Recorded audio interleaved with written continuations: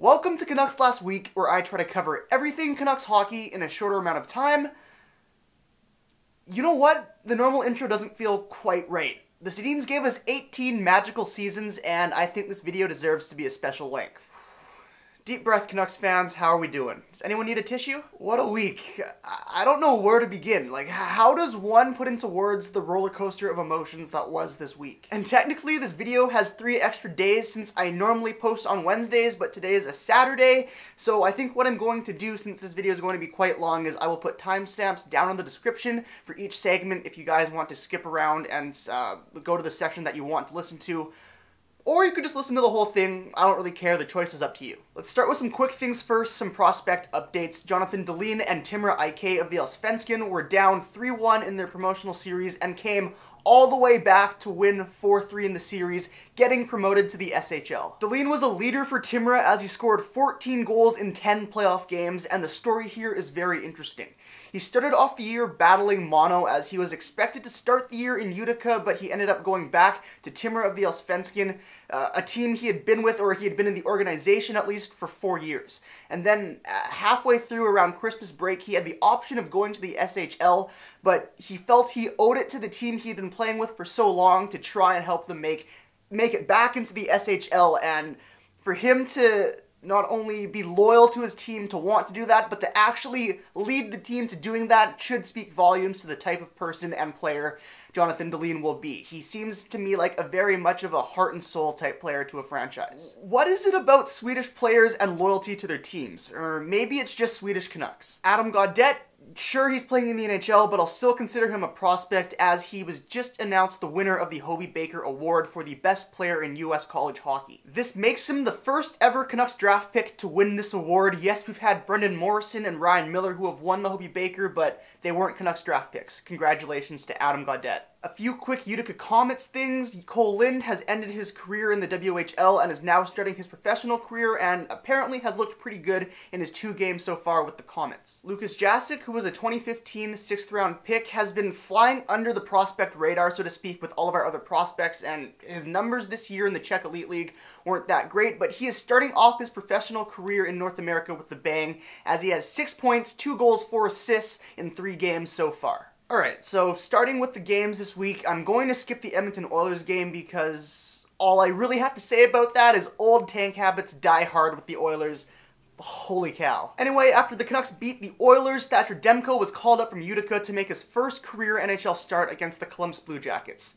Yeah, I bet you forgot that happened. That was only 5 days ago. During the game, I found myself really just focusing on Demko's movements in the crease when the puck was in the Canucks' end, and he looked very, very calm and confident in his crease, very fluid movements, not too many over-adjustments. He just looked very, very steady. There was a bit of a scare at the end of the game as Columbus clawed their way back from a 3-goal deficit in the 3rd period to tie it late in the 3rd. But not to worry, Alex Edler got Demko his first career NHL win off of a great forecheck from Brandon Sutter. So a lot of younger goalies may have been a little bit rattled towards the end of that 3rd period, but not Thatcher Demko. I talked about Demko's demeanor and attitude in my profile video of him, and man did he display those cool traits in the post-game interview. He genuinely enjoyed the moment and was present, and he had the clarity to realize that all of this is a learning experience for him going into next year. He wasn't fazed by any of this, and to me it's gonna be huge for his development. I really, really believe this kid is going to be a star in the league. He has the length, he has the height, he has the athleticism, he has the poise, and he has the headspace. Okay, now that all of that stuff is out of the way, honestly, all of that felt like that was a month ago, but now let's really focus on the Sedin twins. So with these Canucks Last Week videos, the goal has always been to report the week of the Canucks through the lens of a fan. With that being said, and if you're okay with it, actually, you're gonna have to be okay with it because the video's already made, but here's how the week went from this fan's point of view. Let's start with the huge announcement on Monday. Probably the biggest announcement that this franchise has had in a very, very, very long time. 2 of the team's greatest players of all time announcing that they were hanging up the skates after this season. I, like I'm sure a lot of other fans, was shook. The Sedins were drafted in 1999, I was born in 1997. I started really watching the Canucks in 2002, 2003, and so for 15 years of my life, the Sedins have played a huge role. Honestly, thinking about it now, the only two true constants in my life during that time have been my parents and the Sedin twins. Never once in my head did I imagine a world where the Sedins were not on the Canucks. It was a given. Their loyalty never wavered, and we never questioned it. The twins were Vancouverites through and through, and even as I got older and leading up to the season, the 10-year-old boy in me still thought that the Sedins would be back next year, and the year after that, and the year after that. That's just all I've ever known. We've been through hell and back, but the Sedins have been there every step of the way. I think for a lot of people, sports are a marker in time. Whenever I look at a past memory, I always find myself thinking, what happened to the Canucks that year? Oh yeah, that happened to me in 2010. Henrik won the Hart Trophy. And the Sedins chapter is really surreal for me as it marks a generation, an era. If my life were a play, the Sedins' tenure as players on the Vancouver Canucks would mark Act 1. The first act. The first day of school, first friend, first time lacing up the skates, first goal, first love, first heartbreak, first time moving away from home. The Sedins were with me through all of it.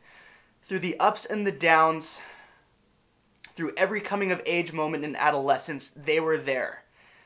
And that's special. I didn't fully comprehend the gravity of that, though. It was more just like, holy shit, I am not ready for this. Apologies for swearing, but that was warranted.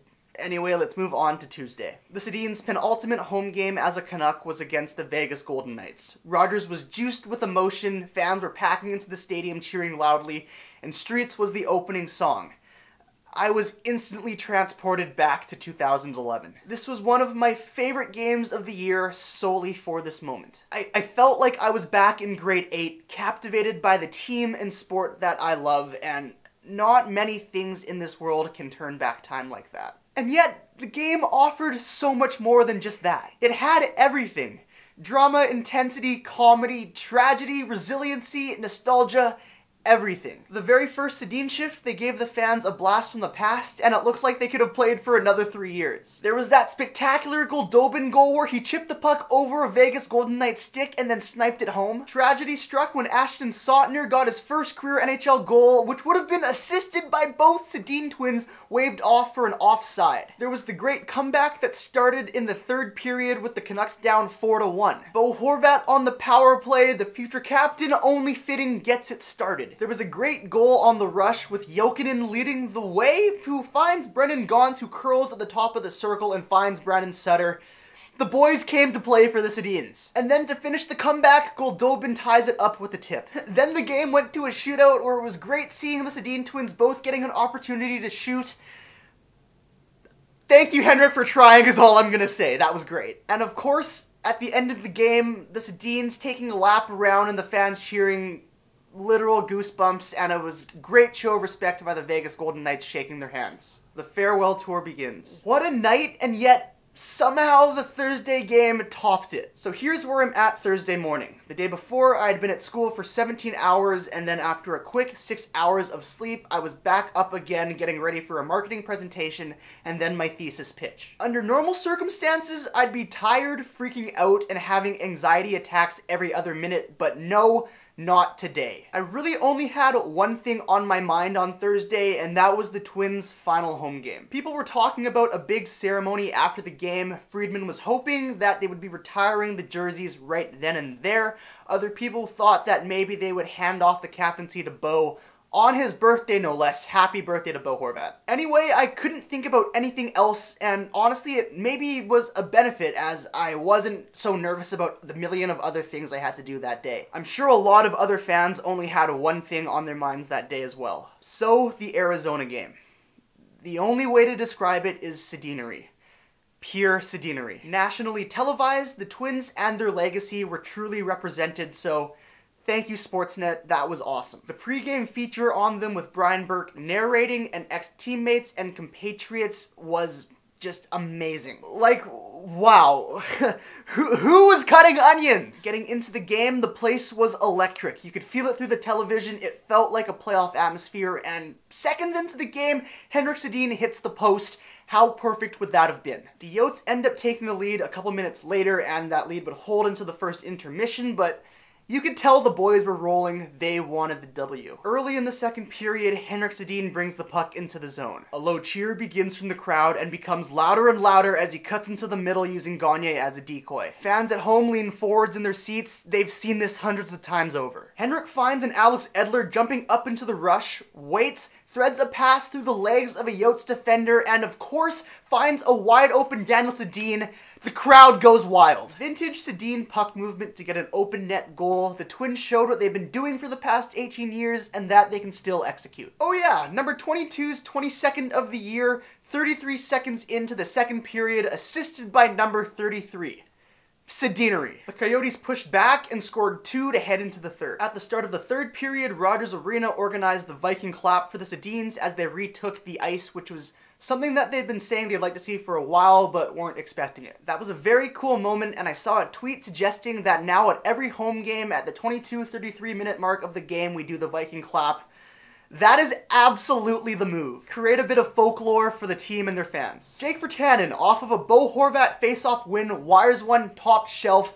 Yeah, the comeback is back on, and how cool is it to say as a local boy you got to score a goal in the Twins' final home game. And then out of nowhere, Brendan Leipzig pulls off a spinorama and scores on the backhand.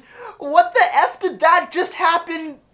Damn it, I love this team! And then we head off into overtime, and this is really where I can't believe that this night actually happened. It would have been enough just getting to know that this was the last Sedin home game. It would have been enough to see them combine on a vintage Sedinery goal. It would have been enough for us to do the Viking clap for them to show our thanks. It would have been enough to give them a standing ovation at the end of the game, no matter the outcome. But no, the Sedins just had to give the perfect ending. That's just what legends do. They exude greatness. On the power play in overtime, what will now be known as the last shift, the Twins were playing keep away from the Coyotes for a full minute 17. Man, I didn't even realize that Ryan Kessler was there on the power play in spirit. Anyway, 2:33 into overtime, or 22:33 into the third period, Daniel scores the game-winning goal set up by Henrik Sedin and Alex Edler. You can't make this stuff up. I'm speechless. And then afterwards, the standing ovation, the hugging, the Yotes shaking their hands, even the refs wanted to shake their hands. What a special, special moment. You could not have made Thursday any more perfect. My heart is full. And as I sit here trying to process what Thursday night really meant, I don't think we'll ever fully appreciate or fully understand the gravity of it. That was legacy. And this legacy means something on so many different levels. For the city and the fans, that connected all of us. We all got to share that together, and that is very, very special. When the in-arena announcer introduced the Sedins for the first time, he said something that really struck a chord with me. It was something along the lines of, please welcome two of the finest people the city of Vancouver has ever known, and the likes of which we may never see again. On Twitter, you were hearing about the random acts of kindness the Sedin twins would do every day in Vancouver. They took the time to give back in the community, not only the big splashes like donating to the Children's Hospital, but just with little things in every little interaction and knowing that they had an effect on everyone they met. They were kind and treated everyone with genuine respect. For kids growing up in the Lower Mainland and watching how the Sedins acted with class through every situation has such an impact. The Twins have made Vancouver a better place without even knowing they've done it directly. They battled through adversity all throughout their career, and their true character shone through every single time. That is what it means to be a Canuck. And for the team, they've set a standard now, how everyone in the organization should act. Not only the players, but management, coaching, people working in Rogers Arena like ushers, everyone. That is the gold standard, and that is the culture that has been set at Rogers Arena. It also proved that the city has the capacity to truly put all of their heart and emotion and love into a group of players, no matter how ruthless we may seem. The Twins also had a monumental effect on hockey as they showed that you can play the game respectedly, with class, and they evolved the game with the way they played with possession and their 1-2 passes and their tips in front in the slot. But lastly, this will have a lasting effect on the young players on the team right now, like Bo Horvat, Brock Besser, Nikolai Goldobin, Troy Stetcher, Jake Vertan, and Ben Hutton. When their careers are done, there is no doubt in my mind that one of the first names that they will thank are the Sedin twins. They got to be a part of this. They got to see what Rogers Arena can be like. There's a great sports mantra that you have a championship team when your best players are your hardest working players.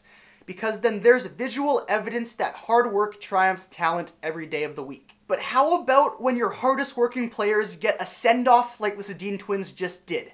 What kind of message does that send to a young core? Want to be a living legend? Well, you better show up to training camp in peak conditioning, never take a shift off, and handle everything with class and grace. Life is progression. Building a championship team is progression, and success does not come without its failures. In every past moment, there is a lesson to be learned to better the future. You just have to make the effort to find it. Sure, the Twins never won a cup, but they showed class and grace through every little bit of adversity, and there's a lesson to be learned there for the young core. This next generation of players will continue to build upon what the Sedins have left behind. Someone very influential in my life passed away recently, and it got me thinking that those who really make a mark, those who are really influential, they're never truly gone. I didn't truly know what it meant to be a Canuck until Thursday night. Yes, it's the end of an era, but it's the start of a new one, with the legacy of the Twins pushing forward the new core. Let the league be put on notice. Vancouver rain is coming.